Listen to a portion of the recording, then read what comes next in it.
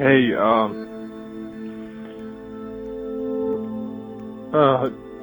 was in a relationship for about 3 years.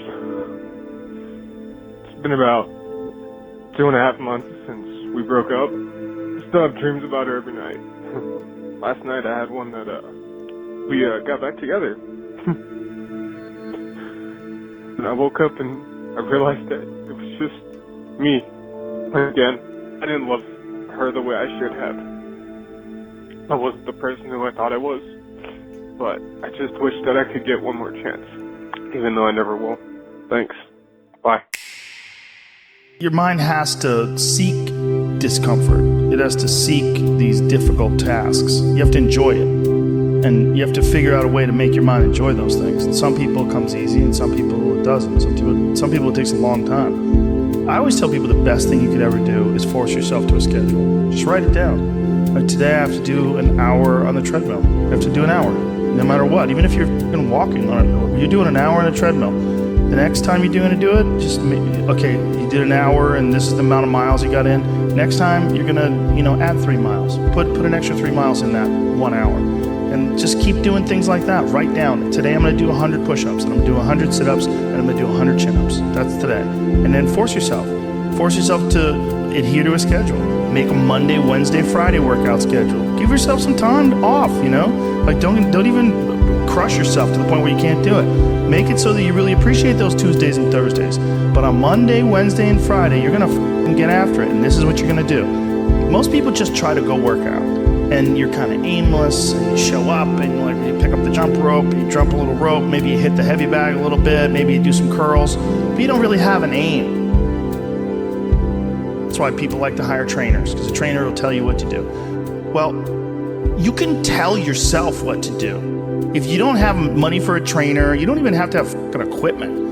With bodyweight squats, sit-ups, chin-ups, push-ups, you could give yourself a brutal full body weight workout. And you can find these for free on YouTube. There's a ton of them. There's a ton of these body weight workouts you can do. Just force yourself. Write it down. Monday, Wednesday, and Friday, I'm going to do 100 push-ups. I'm going to do 100 chin-ups. I'm going to do 100 sit-ups. Even if it takes me all the day. Even if I have to do 10 and 10 and 10 and keep going all day, just that's what you do. Do 10 push-ups, take a break for 20 minutes, do another 10. But get those 100 in. I don't believe in half-assing things. This life is short. If you get into something, get into it. And if you're not into it, don't be into it. And I think that insanity and greatness are next door neighbors, and they borrow each other's sugar. That's my that's what I've always said. There's something about mastery, like true mastery, that requires you to shut off massive areas of your life. There's a lot of people that are scared of their ability to do something that's difficult. I don't know if I could force myself to be disciplined. I don't know if I could force myself to take that kind of action. Well, if you do force yourself to take that kind of action, you don't have that question. They have an incredible passion for it. Versus, like, you tell a guy, like, hey, you're going to study to be an electrical engineer. And it's like, I don't want to be a fucking electrical engineer. Well, you got to have discipline. And so they don't have the drive, and they don't get excited about it, and they don't do. But if you tell that guy, whatever, you're going to be a golfer, and he loves golf, and he's practicing every day, and he becomes a professional golfer. You say, well, I thought that guy didn't have any discipline. Well, it's not that he didn't have any discipline. He's just not interested in that other thing. I was never a disciplined kid, but I would find things that I loved, and I was obsessed, and I always felt embarrassed by it. Because people would say, oh, your son, like to my mom, your son is so disciplined. And she'd be like, my son's crazy. Like, he's not disciplined. He finds these things and that's all he does all day long. Like, it's not really discipline because he doesn't clean his room. He's fucking lazy. There's all sorts of shit he's supposed to do. And I never did my homework. There's all that. But if I had a thing that I was into, I was obsessed. Crazy about it. But it would bother me that I didn't really have discipline. Like, if I had jobs that I had to do, I didn't do a good job at them, like construction jobs that I had. But when it came to martial arts, how did you find those things, though? How did you find those things? You stumbled upon them? Just got lucky. Martial arts, I just got lucky. And they clicked with me, like, almost immediately. I became obsessed, and I wanted to excel at it. And so I was just doing it all day long. And I I think the more you choose to embark in these struggles, these especially physical and mental struggles, because I consider both martial arts, yoga, and actually even trail running, I consider the mental struggles as much as physical struggles. Like, because I could stop anytime I want. I'm halfway up the hill, I can go, "F this," until I'm walking the rest of the way. I call my dog, I'll go put him on the leash, and go walking, buddy. But, or you could say, no, this is what I'm doing today. I have a very clear plan in front of me. My plan is, we're doing 4 miles today. This is where we start.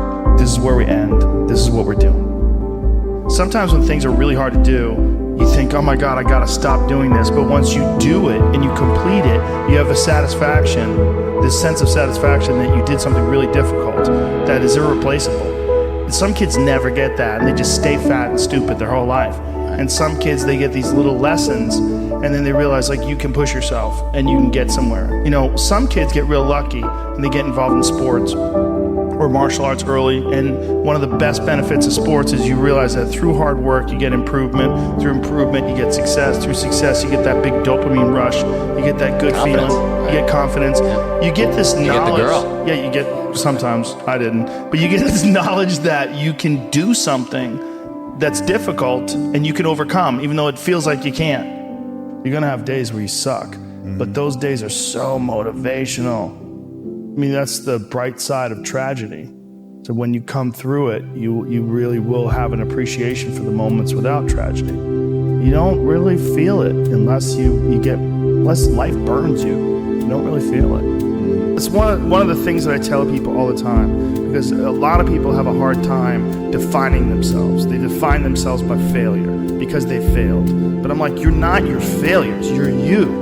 Okay, your life is a series of lessons you've learned. Now, if you just dwell on the failures, like that's not healthy. It's not smart and it's not empowering. What you got to do is look at those failures and go, well, now you know what not to do. But you're not that. You're you. You know, you could have done the stupidest ever, but it's not you. It's not you. You're a different thing. You're the being that's experiencing all these failures. And if you know that they're fuck-ups, then you've learned, okay? If you repeat them over and over again, well, then I can't talk to you. You know, if you keep going back and doing the same stupid shit over and over again, well, you got a deeper issue. You know, I don't know what it is, but I don't have the time. Building up that ability to endure things, that's also a very important mechanism that you can apply to everyday life. Like that, the mechanism of understanding how to endure. Like Jocko Willink's perfect example. You know, he has that thing on his, if you go to his Instagram page, almost every other photo is a watch. And it's a watch that says 4:30 in the morning, because that's when he gets up and he works out. And he earns the sunset. And he does that, he's so disciplined, and he's got this saying that's a great saying, discipline equals freedom. And it's true, because he's able to force himself to do that every single time. There's no excuses, there's no breaks, there's no days off. It doesn't happen. So because of that, you're not scared. You know that you can keep doing it. You know that you can continue to perform. There's a lot of people just running from discomfort. They're running from it. They're just avoiding it. It's so easy to. And like if you get distracted for a second, you're like, let me check my phone. You just start going through your phone and looking at bullshit, and you're just distracting yourself from the tiniest frustration of boredom. Just the little, we don't get bored anymore. Or if we get bored for these tiny amounts of time, then you get distracted. So your distraction is eliminating your boredom. But the problem with that is like, there's certain thoughts that only come to you when you're thinking, when you don't have any input coming in. When we're constantly looking at our phones, the only input you're getting is input from other people. And sometimes that's good. Sometimes you get good stuff out of that. But it's like a diet of only fruit. Don't think that you're that person that made those mistakes.